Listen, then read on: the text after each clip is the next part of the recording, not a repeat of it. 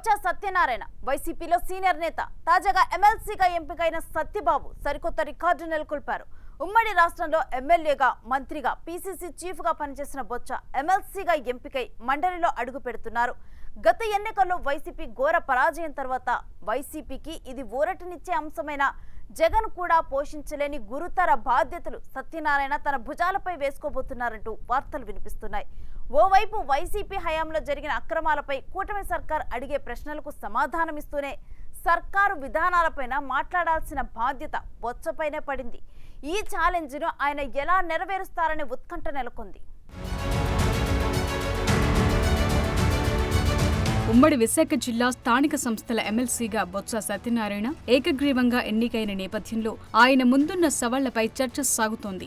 Assembly ఎన్నికల్లో ఘోర పరాజయం తర్వాత వైసీపీకి ఊరట ఇచ్చే అంశమైన వాట్ నెక్స్ట్ అనే చర్చ సాగుతోంది. అసెంబ్లీలో సంఖ్యాబలం లేకపోవడంతో వైసీపీకి ప్రతిపక్ష హోదా కూడా దక్కలేదు. తమకు ప్రతిపక్ష హోదా ఇప్పించాలంటూ జగన్ స్పీకర్ అయ్యన్న పాత్రుడికి లేఖ రాయటంతో పాటు న్యాయస్థానాన్ని ఆశ్రయించారు. అయినా ఆయనకు అసెంబ్లీలో ప్రతిపక్ష హోదా దక్కలేదు. తగిన సంఖ్యాబలం లేకపోవడంతో వైసీపీ అధినేత జగన్ అసెంబ్లీకి రావటానికి కూడా ఇబ్బంది పడుతున్నారంటూ టాక్ నడుస్తోంది.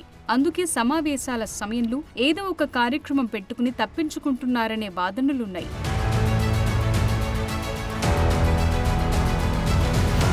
ఈ నేపథ్యంలో ఎమ్మెల్సీగా ఎన్నికైన బొత్స సత్యనారాయణపై గురుతర బాధ్యత ఉందని రాజకీయ నిపుణులు చెప్తున్నారు. ఎందుకంటే సీనియర్ నేతగా ఆయనకు అపారమైన అనుభవం ఉంది. ఎమ్మెల్యేగా ఓడిపోయిన ఉత్తరాంధ్రలో మంచి గ్రిప్పున్న నేతగా సత్యబాబుకు పేరుంది. దీంతో పాటు ప్రత్యర్థులకు తనదైన శైలిలో సమాధానం చెప్పగలిగే సత్తా కూడా ఉంది. అయితే శాసన మండలిలో ఆయన వైసీపీ తరపున ఎలాంటి వాదన వినిపించనున్నారనే ఉత్కంఠ నెలకొంది. అసెంబ్లీలో ఎలాగూ సంఖ్యాబలం లేదు. అక్కడ అధినేత జగన్ కు ప్రతిపక్ష హోదా లేకపోవడంతో సాధారణ సభ్యునిగా మాట్లాడే పరిస్థితి నెలకొంది. ఈ నేపథ్యంలో వైసీపీకి బొత్స ఎంపిక కాస్త ఊరట ఇచ్చే అంశంగా ఆ పార్టీ నేతలు భావిస్తున్నారు. మరోవైపు శాసన మండలిలో ప్రతిపక్ష నేతగా ఎమ్మెల్సీ లేళ్ల అప్పిరెడ్డి వ్యవహరిస్తున్నారు. గతంలో ఈ స్థానంలో ఉమ్మారెడ్డి వెంకటేశ్వర్లు ఉండేవారు. ఆయన స్థానంలో అప్పిరెడ్డిని వైసీపీ ఎన్నుకుంది. అప్పిరెడ్డిని మండలిలో ప్రతిపక్ష నేతగా గుర్తించిన ప్రభుత్వం ఆయనకు అన్ని సదుపాయాలను కల్పించింది. కానీ అసెంబ్లీలో మాత్రం జగన్ కు ఆ అవకాశం దక్కనే లేదు. గతంలోనూ వైసీపీ హయాంలో రెడ్డి కులస్తుల హవా కొనసాగిందనే ఆరోపణలున్నాయి. అసెంబ్లీలో జగన్ అన్ని తానై వ్యవహరించగా రాజ్యసభలో ఎంపీ విజయసాయిరెడ్డి, లోక్సభలో మిథున్ రెడ్డిని ఎంపిక చేశారు. తాజాగా లేళ్ల అప్పిరెడ్డికి మండలిలో ప్రతిపక్ష హోదా దక్కింది. ఈ నేపథ్యంలో వైసీపీలో రెడ్డిల హవా కొనసాగుతుందనే వాదనలకు తాజా పరిణామాలు మరింత బలాన్ని చేకూర్చేలా మారాయి.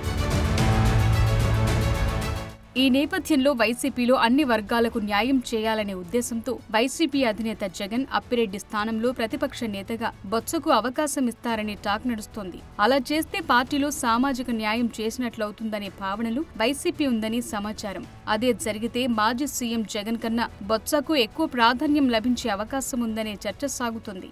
అన్ని చోట్ల రెడ్డి కులస్తులే ఉన్నారనే అపవాదును తొలగించుకునేందుకు వైసీపీ అధినేత కొత్త వ్యూహం రచిస్తున్నట్లు తెలుస్తోంది.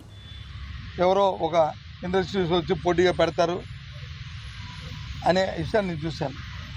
దేనికోసం పెడుతున్నారు? ఎందుకోసం పెడుతున్నారు?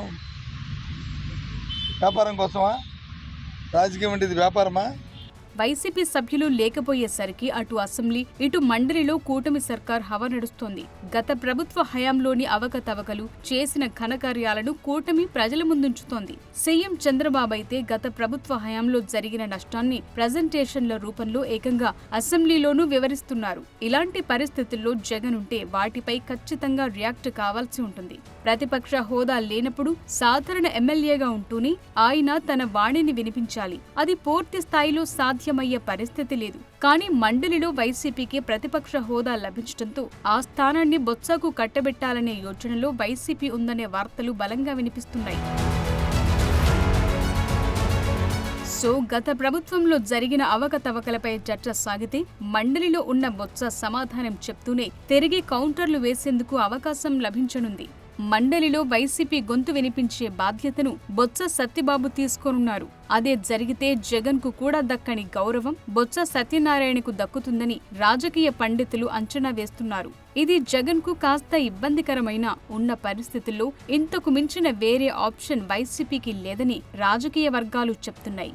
ఇప్పటి వరకు ఎమ్మెల్యేగా, మంత్రిగా, పీసీసీ చీఫ్ గా పనిచేసిన బొత్స సత్యనారాయణ తొలిసారి స్థానిక సంస్థల ఎన్నికల్లో విజయం సాధించి మండలిలో అడుగు పెడుతున్నారు. ఈ నేపథ్యంలో గత ప్రభుత్వంలో కీలక శాఖల్లో పనిచేసిన వ్యక్తిగా కూటమి ప్రభుత్వం చేసే ఆరోపణలపై సమాధానం చెప్తూనే ప్రభుత్వ తీరుపై ప్రశ్నించాల్సి ఉంది. ఈ నేపథ్యంలో బొత్స సత్యనారాయణ పాత్ర కీలకంగా మారనుంది. అది జగన్ కంటే ఎక్కువగానే ఉండబోతోందనే వాదనలు వినిపిస్తున్నాయి.